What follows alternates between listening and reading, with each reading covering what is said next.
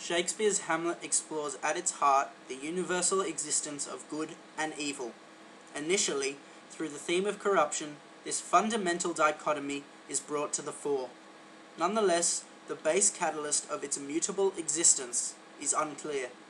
Thus, the question of the validity of man's good and evil is raised, prompting further exploration of the foundations from which the human condition portrays these converse concepts. Shakespeare's subsequent thematic treatment of mortality and the ostensibly tragic peripeteia it engenders provides a resolution to the pervasive conflict between passion and reason and the universal contest of good and evil it comes to represent. Throughout the play, the seemingly corrupt nature of society permeates, as Hamlet's progressive acceptance of corruption suggests that evil may be an intrinsic sector of the human condition. Hamlet is plagued by the corruption of the people and environment around him, as, through the accumulation of vile and rank imagery, suggests that there is little hope of fleeing the grasp of the metaphoric, unweeded garden, rank and gross in nature. This is further emphasized, as Marcellus proclaims, "Something is rotten in the state of Denmark." Despite the murderous actions and corrupt comportments of the Danish court, we are oft led astray, as more fundamentally malevolent beings manufacture and project intentions of good. The motif of conscience comes to symbolize the good of man, as Claudius states, "How smart a lash that speech doth give my conscience," and Laertes feels, "The corruption is almost against my conscience." However, through further analysis of Hamlet's descent into corruption and his ensuing acceptance of the evil inside of him, "I must be cruel only to be kind," it is suggested that the nominal goodness of man is perhaps a facade, and that the internal battle between the two polarized concepts will see corruption triumph. Ophelia symbolizes Hamlet as a microcosm of Denmark. Oh, what a noble mind is here overthrown! And as such, the notion that Hamlet represents the dual nature of humankind, Boyce, is paralleled, while also informed by the belief that evil and corruption will continuously prevail. Our progressive understanding of man's inherent evil is coupled with, and is perhaps even a product of, the developments of internal attitudes towards mortality that incite Hamlet's ultimate peripeteia. Hamlet is introduced as a man devoid of hope, highlighted as he asks, "O all you host heaven, O earth, what else? And shall I couple hell?"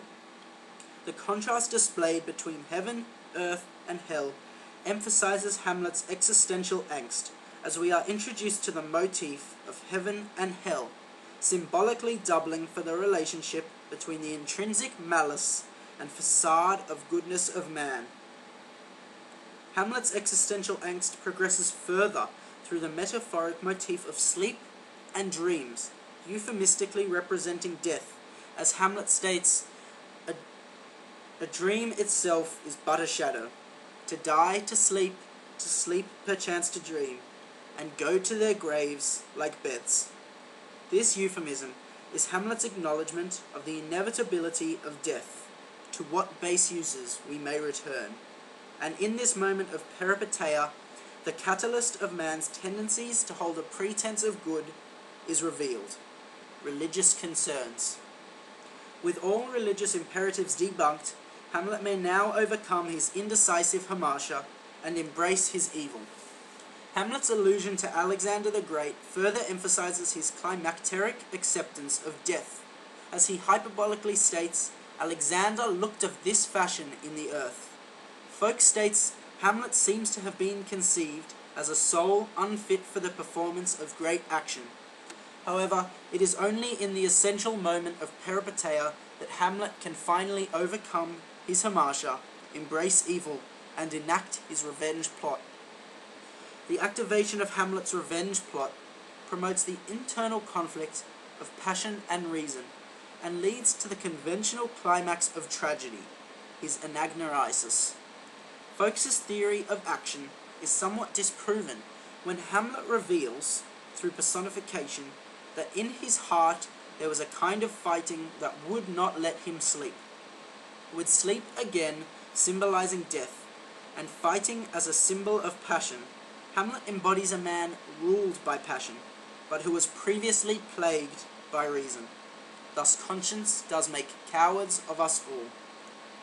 The metaphoric symbolism of the mind and conscience leads to the belief that reason is merely a calculated adjustment of natural dispositions, a decision that aims to portray the goodness of man. However, along with the acceptance of death, Hamlet transgresses into purposed evil through embracing passion over that of reason. With reason a symbol of good, by contrast, passion consequently acts as a symbol of human evil. From this time forth, my thoughts be bloody or be nothing worth.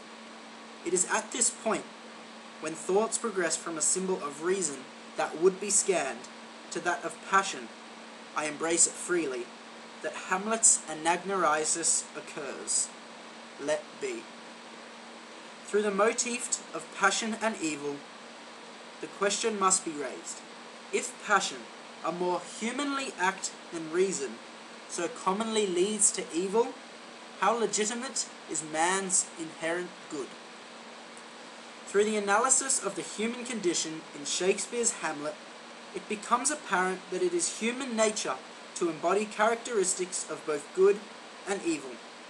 Crucially, however, it is a thematic peripeteia which ultimately catalyzes the tragic denouement.